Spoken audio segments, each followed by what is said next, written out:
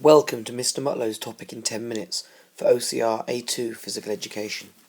This video focuses on the topic of rational recreation and is largely concerned with post-industrial Britain.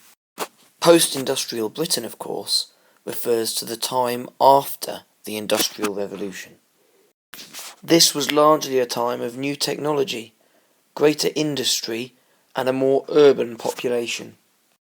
In order to effectively understand what sport and recreation were like at this time, it is important to first understand what society was like. The easiest way to do this is to highlight some of the characteristics of post-industrial Britain. The first important feature to note about post-industrial society is that it was a time of improved transport and improved communications. The Industrial Revolution saw the advent and development of the railways, for example, and this helped to improve mobility around the country and increase transport links. Consequently, communication also improved, and therefore improved transport and communication were key features of post-industrial Britain. Secondly, and quite obviously, post-industrial society was industrial, and therefore based on work in factories and large-scale units in major cities. This differs greatly from pre-industrial Britain, which was an agrarian or agricultural society based largely around farming and village life. The Industrial Revolution also saw the advent of machine time.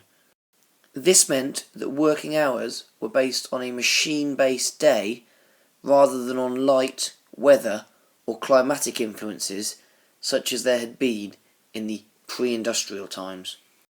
Post-industrial Britain also saw an increase in law and order, and therefore society was more tolerant and more pleasant to live in. This brought with it a greater respect for the law and the rules, which flooded over into the world of sport and recreation.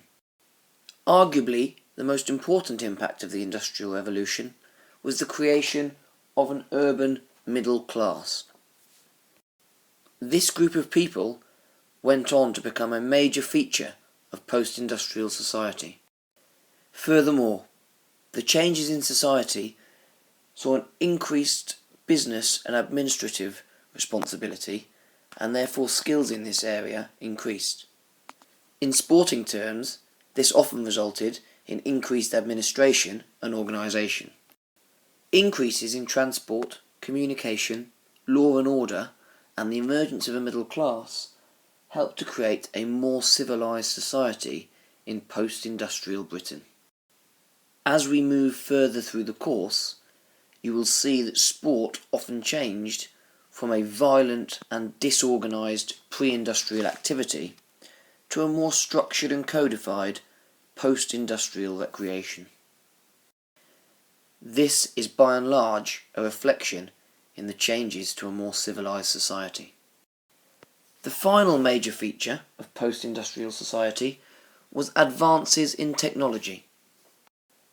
Combined with a more industrial society, improved transport and communication, increased law and order, and the emergence of a middle class, this technology helped to shape and develop recreation significantly. We will now look at the characteristics of rational recreation and try and link these to some of the features of post-industrial society. Whilst we do this, try to think how these differ from the features of pre-industrial society and the characteristics of popular recreation. You may wish to revisit the video on popular recreation in order to help you to do this. The first key characteristic of rational recreation is that it was often codified and well administered. For those who are unsure, codified or codification simply means written down or recorded. Unlike the spontaneous nature of popular recreation, where sport was regionalised and played in a variety of different ways, post-industrial society saw improved transport and communication, and therefore games spread nationally with one set of rules and an administrative structure that covered large areas. This is how we ended up with the Football Association and one standard set of rules for the game of football, for example. Rational recreation also differed from popular recreation as it was regular. Unlike popular recreation, which often occurred on feast days, holy days and holidays, improved transport allowed rational recreation to happen more regularly. This was also an impact of machine time rather than farming. As farming often involved sustenance living, where people had to use all the time available in order to feed their family with the crops they grew, a change to machine time and waged work allowed people to have regular time off in which they could participate in sport. Excellent examples included weekends and Wednesday afternoons, and certain sports clubs sprung up as a result. Take Sheffield Wednesday, for example, a football club which was formed by factory workers who had a Wednesday afternoon off in which they chose to play football. Some rational recreation became exclusive or elitist, as people in the upper classes sought to keep the lower and middle classes out of many of their games. Cricket is an excellent example, where often players' names appeared differently in a programme depending on their social class, and many of the intricacies of the game, such as the tea interval, were segregated between those of an upper class and those who were working class professionals. Therefore, exclusiveness and elitism developed as a part of rational recreation. The improved transport links allowed rational recreation to become regional, national and international.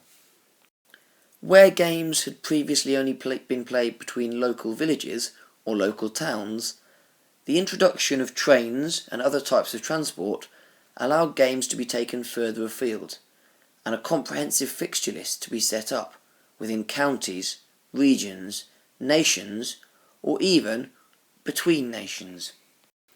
This saw the development of leagues and cups as we know them today, and helped sport to spread across the empire. Without this improved transport, much of this would have been impossible, and this is why it only really became a feature of sport and recreation after the Industrial Revolution. The Industrial Revolution also saw an increase in the amount of money and profit available to many businesses and businessmen, and consequently it saw an increase in the number of purpose-built facilities which were created to help keep workforces fit or to ensure that populations were healthy and hygienic. Later on in the course, you will see how swimming developed largely as a result of the building of public baths in order to prevent disease and to keep the general population clean. In order to achieve this, purpose-built facilities, swimming baths, or pools as we would call them today, were built by councils all over the country. Equally, some wealthy business owners built purpose-built facilities in order to keep their workforces fit. Take Bourneville in Birmingham, for example, where a number of sports facilities, and indeed housing and other social facilities, were built by the owners of the Cadbury's factory, or Bourneville as it was at the time. Increased money and an increased understanding of health and hygiene ensured that purpose-built facilities became more commonplace after the Industrial Revolution. The Industrial Revolution also brought about a more urban society, with suburbs and large cities being the major places for people to live, work and recreate. This is clearly very different to the agrarian economy and agricultural lifestyle of pre-industrial Britain. Recreation and sport became based around towns and cities and clubs within those areas rather than villages or small rural communities. This increased the opportunities for spectating, for example, and is one of the reasons why soccer became the sport of the masses. Indeed, if you consider where most major football teams are housed nowadays, there are not many who find themselves in the countryside. Largely they are city-based, because this is where the biggest fan base can be found. This is a throwback to the urban regeneration and urban migration which occurred as a result of the Industrial Revolution. Where wagering and gambling were widespread in popular recreation, they were more controlled after the Industrial Revolution. Ultimately, this led to the sort of regulation which we see in the gambling industry today. Before the Industrial Revolution, people were free to bet on themselves or other people who they had close contact with, and there were vested interests all over the place. After the Industrial Revolution, stricter controls ensured that sport was a fair contest and that gambling did not get out of hand. The final characteristic of rational recreation was that it involved high levels of fair play and became increasingly respectable as a pastime. Where sport had been increasingly violent and cutthroat in pre-industrial Britain, an increase in law and order, the emergence of a middle class, and a more civilised society in general meant that sport itself became more civilised. With this, we saw the advent of fair play, sportsmanship, and other features which we would associate with sports and games today. In essence, rational recreation in its earliest years was a microcosm of sport today. Things have moved on and developed significantly since those times, but that was the starting point from which modern sport developed. It is important for the exam that you are able to consider rational recreation and compare it effectively with popular recreation in order to understand how sport has developed over time. If you are able to do this, you will be well placed to answer any exam question which asks for a comparison. That concludes the topic in 10 minutes on rational recreation.